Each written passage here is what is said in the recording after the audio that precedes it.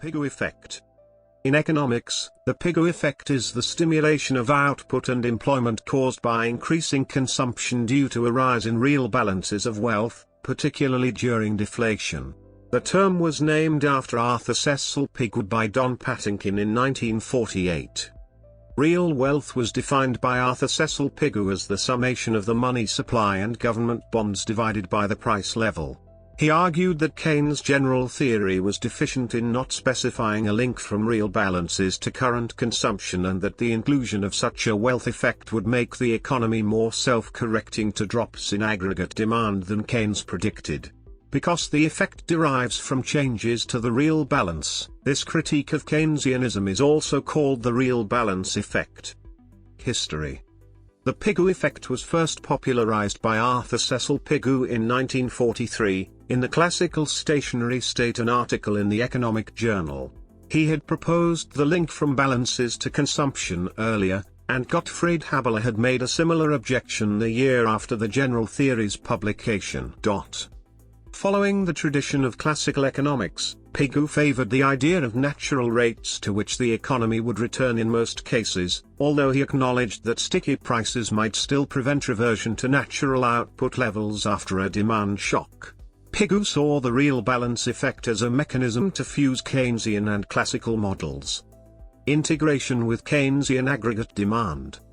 Keynes argued with that a drop in aggregate demand could lower both employment and the price level in unison, an occurrence observed in the deflationary depression.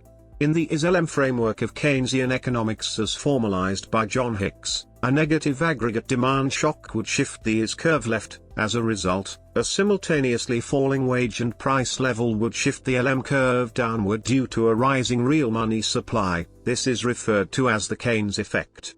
The Pigou effect would in turn counter the fall in aggregate demand, through rising current real balances raising expenditures via the income effect, thus shifting the IS curve back towards the right. Pigou's hypothesis and the liquidity trap.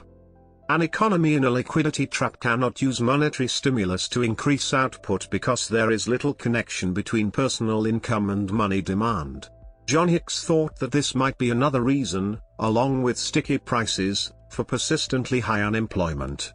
However, the Pigou effect creates a mechanism for the economy to escape the trap. Pigou concluded that an equilibrium with employment below the full employment rate, the classical natural rate, could only occur if prices and wages were sticky. Kalecki's criticism of the Pigou effect.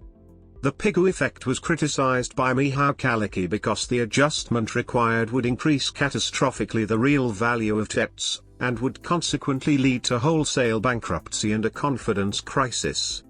The Pigou effect and Japan. If the Pigou effect always operated strongly, the Bank of Japan's policy of near-zero nominal interest rates might have been expected to end the Japanese deflation of the 1990s sooner. Other apparent evidence against the Pigou effect from Japan may be its long period of stagnating consumer expenditure whilst prices were falling.